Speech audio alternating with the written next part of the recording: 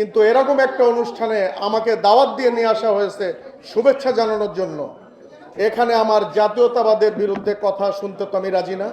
যে আমি এখন ঘুমাতে গেল, খেতে গেল, বিয়ে করতে গেল, মিটিং করতে গেল, বিএনপিকে কিভাবে চলা উচিত সেটা নিয়ে আমার চিন্তা মাথার মধ্যে কাজ করে।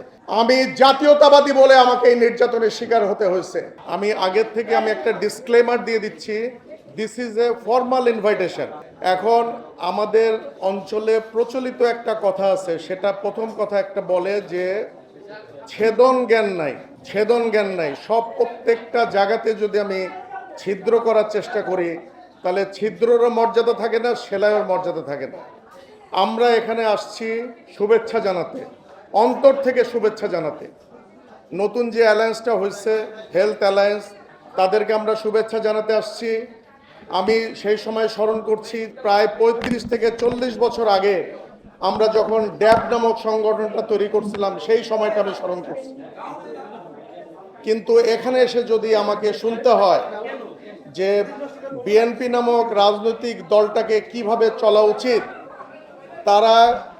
তারা কিভাবে এই 1 বছর চলছে, সেই ক্ষেত্রে আমরাও তো প্রশ্ন করতে পারি। আমাকে যখন প্রথমে বক্তব্য দিতে দেওয়া হলো, আমি কিন্তু হেলথ ক্যাডার অ্যাসোসিয়েশনের পক্ষ থেকে আমি একজন সিনিয়র চিকিৎসক হিসেবে, আমি একটা জাতীয়তাবাদী রাজনীতির মতাদর্শে বিশ্বাসী হিসেবে আমি কিন্তু এটা 2-4টা কথা বলে যেতে পারতাম। এটা যদি আজকে একটা টক শো হতো, এখানে আমরা ডিবেট করতাম। কিন্তু এরকম একটা অনুষ্ঠানে আমাকে দাওয়াত দিয়ে নিয়ে আসা হয়েছে শুভেচ্ছা জানানোর জন্য। এখানে আমার জাতীয়তাবাদের বিরুদ্ধে কথা শুনতে তো আমি রাজি না।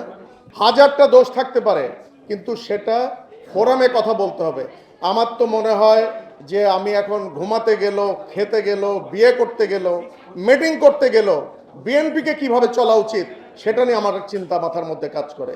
বিএনপির যেন কোনো মাথা ব্যথা নাই। তো আমি আশা করব আমার ছোট ভাইরা এখানে নেতৃত্ব দিছে।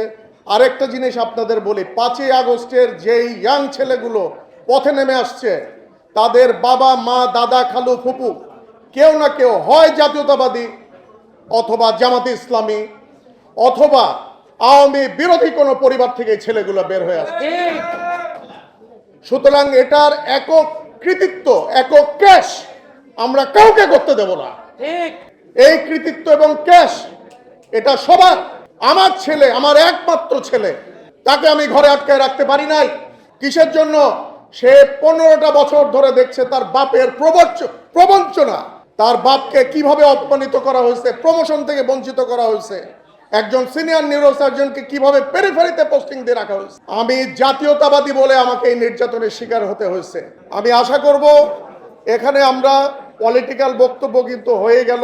হাসনাতের যে বক্তব্য যে আমরা কেউ রাজনীতির ঊর্ধ্বে না, আসলে আমরা ঊর্ধ্বে না, কিন্তু আমাদের ওই জ্ঞানটা থাকতে হবে।